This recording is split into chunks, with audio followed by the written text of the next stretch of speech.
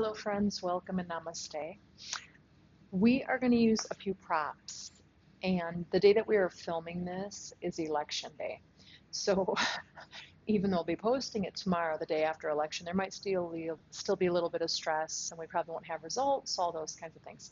So the end of last week, beginning of this, I've been trying to go into connecting to our center, to stay centered and grounded, right? And also some relaxation. If you don't have a bolster, it could be a couch cushion, it could be two blankets folded and put on top of each other to make this basic shape. And I'm going to suggest that you have either carpet or a blanket underneath you. We're going to let the knee kind of ride up and down, and it's probably going to feel more comfortable with something under the knee. So you can always hit pause to match me here, and when you're set up, start again. We're going to do a prone position. Prone just means belly down, right? So I've got that blanket under my knees. I've got my bolster under my pelvis. And if all goes well, depending on what you're using at home and being inventive, your chin is not on the bolster, it hangs in front of it. So you have access to your nose and breathing with your neck in a neutral position. You can have a pillow, a block. Maybe you like your head to hang lower. You want hands or your forehead on the ground. So find that position. Take a few moments, a few breaths, and just move yourself around until you find yourself comfortable.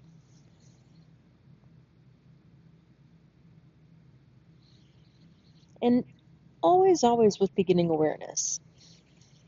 So once you get settled in, tune into the muscles of the face, the tongue, the jaw, right? Eyes, forehead. Tune into your neck and your throat. A lot of times, those of us who hold a lot of tension in our neck, if we get something into that head, whether that's the ground, our hands, or a block, and we feel the weight of the head on that, we can often soften the neck and the upper back. I think I just said soften. Check into your back body.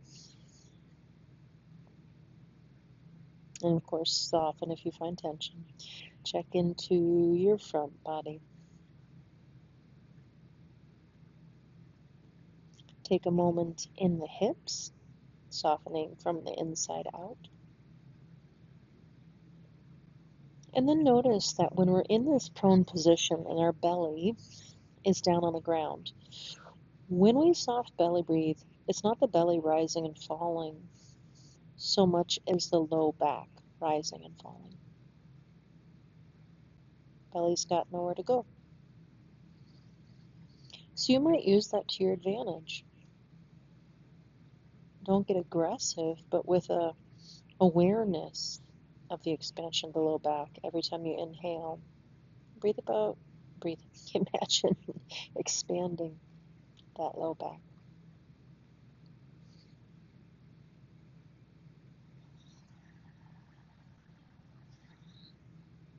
Take about 2 more breaths, just like that. We'll get some movement in a bit. Okay, so for this first movement, I'm going to suggest that you offset your hips just a little bit to the left. You don't want to have to use all your muscles to hold yourself from falling off of it. I'm just going to give myself a little weight to take some weight out of my right leg, and then moving that right knee in and out of what would be Baddha Konasana, bound angle.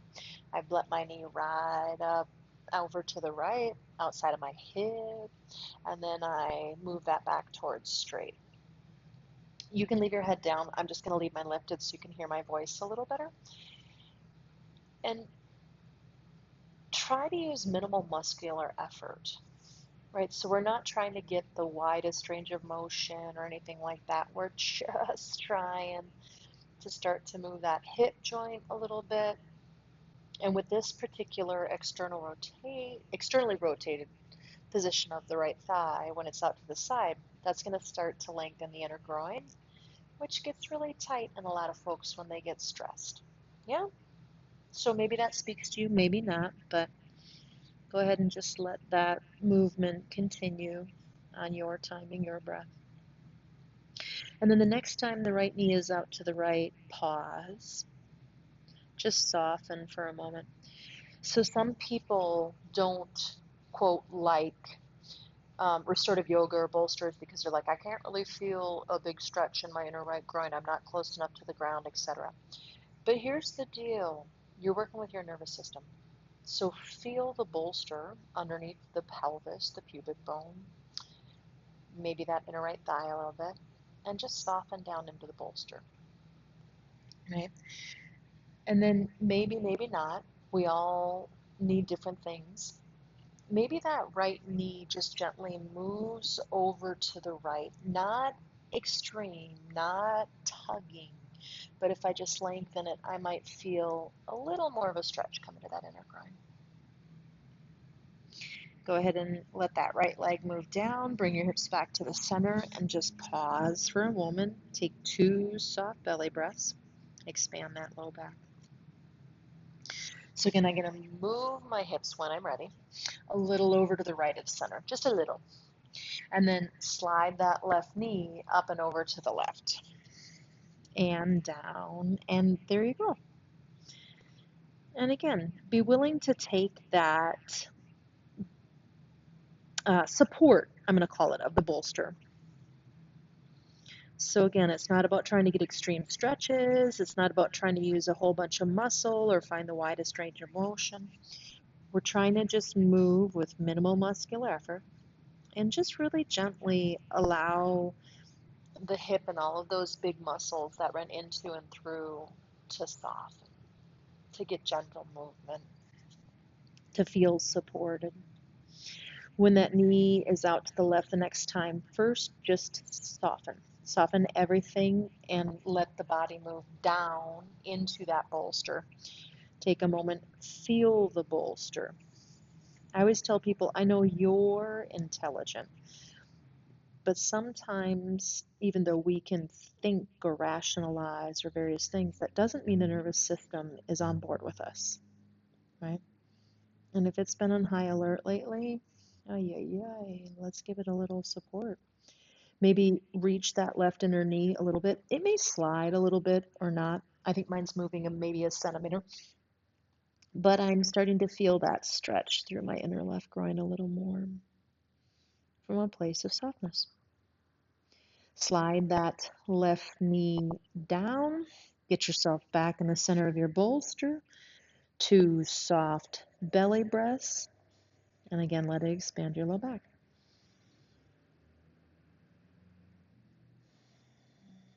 Okay, so now we're going to do another move. You're going to use your arms out to the side. So if your head needs support other than your hands, bring in a block or a pillow or something right now. With your arms out on your side in cactus, but the forearms on the ground, the hands on the ground. You're going to go ahead and let your right knee and elbow move towards each other. And if you can keep your forehead pretty still, allow that, right? And then slide them away. And then your left knee and your left elbow are going to slide into each other and then away. And so it's just kind of an add-on to what we've already done. You're going to do the right side, center, and left. Your own timing, my loves.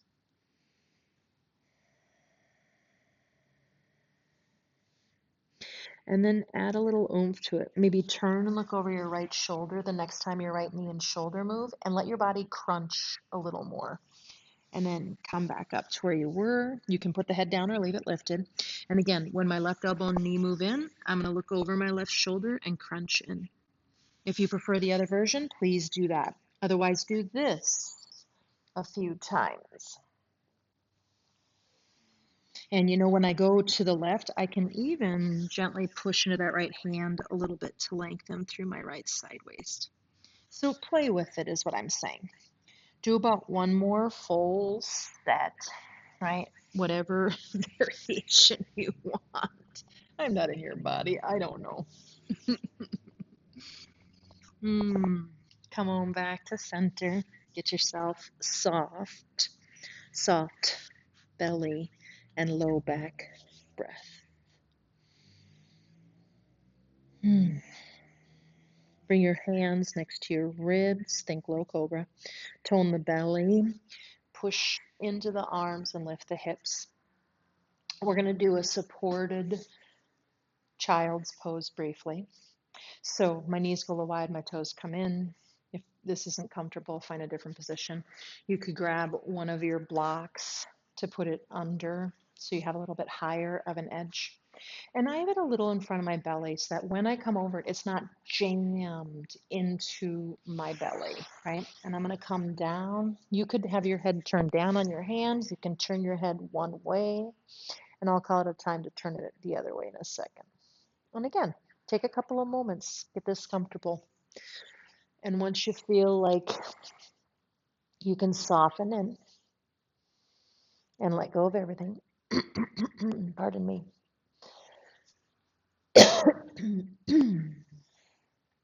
Check into the muscles again. What's holding on?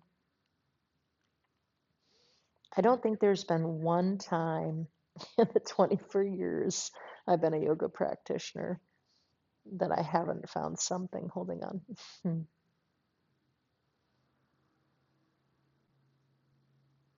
And even if I just released it, I can scan through my body and soften everything, start over from scratch, and I'll still find I have re-tensed some areas. Turn your head the other way if you have this side thing going. I'm going to leave my head one way for vocal quality. And again, feel the support underneath you, the bolster, the block. Allow your weight to soften down in. You've got that blanket under your knees, so they feel soft. Hands by ribs-ish. Push the floor away. And you can move that bolster off to the side. Put the block at the top. Maybe refold that blanket one time from where it was so it's in our more, quote, traditional fold. Let's put it under our knees and come on to hands and knees. So last week we worked a lot, the past 2 weeks with our living core, right? So I'm not going to break it down. Go back and do last week's if you need it. But inhale, reach the chest forward, right? Cat-cow, nothing new here. Exhale, pull the belly up to round. And cat-cow. So I'm just going to talk about a few things while you're doing your regular old cat-cow, right? So again, when you contract the abdomen, think of your xiphoid process and your pubic symphysis pulling to your navel, to the center, right? And let that be what pulls the spine into flexion. And when you move into cow, maybe keep a little low belly pulled in so you don't over-compromise your low back, right? That's not everybody in the house. And then add one more thing. The next time we round, we're going to stay rounded. So again, really contract your vertical line. Rectus abdominis, the six-pack abs. Now push into your hands. Let your shoulder blades move down to your wrists, which causes the upper back to round up. Let the head hang. You might even let the right ear move over the right shoulder and the left ear over the left shoulder. But keep that belly contracted. And then come on back to center. So we're going to curl the right toes under. Have the foot on the ground, but the leg is straight and extended, right? And we've been talking about how instead of just lifting that heavy ass limb, it really is for all of us, right? Tone all of the living core, right? And then think of that leg being connected to the very center of the belly and then lift it. Maybe that left arm reaches forward and up, maybe not. The more you push the left leg and right hand down, that's a helpful tool. And then exhale, pull the belly up, contract, then bring the limbs together, elbow and knee. Inhale, send it out. We're going to do 2 of those. And if you're like, I must do 7, I got another one coming, don't worry. Inhale, send it out. And bring that down. But you might be in addiction mode, and no matter how much I give you, it wouldn't be enough, right? Curl the left toes under. We can be addicted to all kinds of things, friends. Push that heel back, reach the crown of the head forward, push down actively. And before you lift that limb, 2 things. Turn on your living core, a Connect the thigh to your belly. B, lift the limb. Maybe that right arm lifts up, maybe not. Inhale. Exhale. Again, find that vertical line and really crunch it. And then bring limbs together. Send it together on the inhale. And do that one more time. Find the breath, y'all. Inhale it out. And set that down. If it's okay to sit back on your heels, Vajrasana, take it. You could kneel. Just roll or shake your wrists out for a second. I'm going to do one more things on hands and knees. And I know we can get sensitive. Okay, hands and knees. So now we're going to try to lift the left arm up into saguaro cactus, right? Without anything else changing in the body. So did your living core get turned on? I didn't point it out, but hopefully it did. Turn it on now if it didn't. And then try to fire hydrant your right leg without your right hip coming up, right? And get still. That's what I'm going to call it. And breathe. And again, we're not in flexion. We're trying to find neutral spine. And bring that down. Isn't that a doozy? So lengthen the spine. Find your living core. Right arm out and saguaro cactus. Push down what you have on the earth. And then try to lift the left leg into fire hydrant. And then try to hold the weight there, right? Without the spine moving, without the belly dropping, still pelvic floor turned on, etc. And bring that down. Sit back, move, any limbs you gotta. Okay, we're gonna do one more little, it's not even necessarily power, but bigger physical movement, then we're gonna do one more restorative pose. So, downward dog. Pedal, sway hips, whatever feels groovy. Come to stillness and work for 2 breaths. What feels tight? What feels restricted? What are you remembering from past teachers and classes? Go ahead and bring those knees down. Okay, so the piece de resistance, bolster or blankets or couch cushion, is going to be underneath the spine. Blocks are going to end up underneath the knees. Some of us will want to have a pillow of some sort for under the head if it feels like it drops too low. And if this is too high, you could do a blanket or something lower when you lay back if the low back gets sensitive. So I sit in front of my bolster setup, not on it. I have my blocks where I can grab them. I use a little bit of core to come on down. If I do want a blanket, I have it just under my head, not my shoulders. Move the blocks out of the way, bring the soles of the feet together, and let the legs widen to wherever they go to naturally. But I don't want them at that height. Bring them up a little bit, bring the blocks under. I personally like the angles at a whatever, angle, so they don't press into my legs. And let the legs come down on it. So you're not going to be in your most extreme stretch. That's purposeful, right? Let the arms come into Shavasana. First stop. Notice the blocks under the legs. I know sometimes we want that stretch and we think that that's where we need to be, right? To feel that extreme stretch. But again, this is not about your muscles. This is about your nervous system.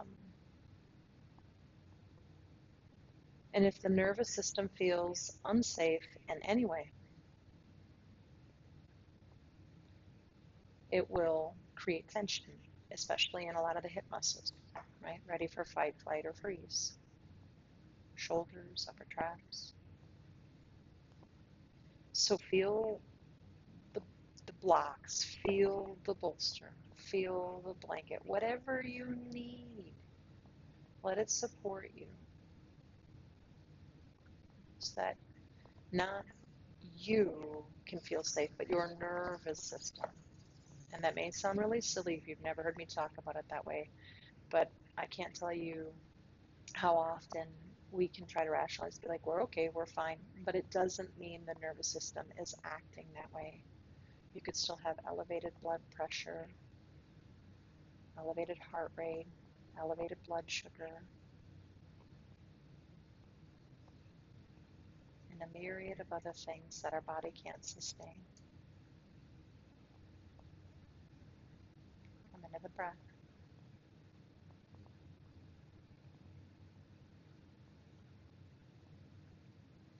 And my friends, from here today, we're going to say namaste. If you can stay here, please do. Otherwise, just bring your hands together while in this position in front of the heart. Inhale. Don't worry about bowing the head. Keep that neck soft. And namaste.